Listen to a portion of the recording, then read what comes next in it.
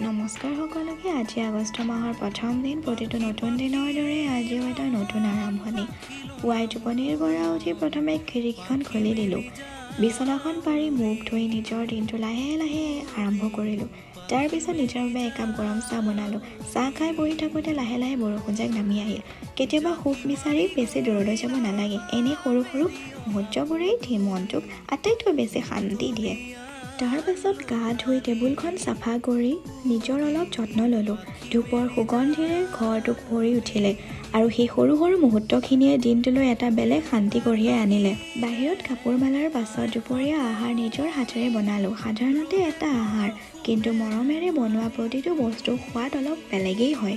এনেকুৱা সৰু সৰু মুহূৰ্তবোৰেই জীৱনটোক ধুনীয়া কৰি তোলে। আকৌ লগ পাম নতুন এটা মুহূৰ্তৰ সৈতে। ধন্যবাদ।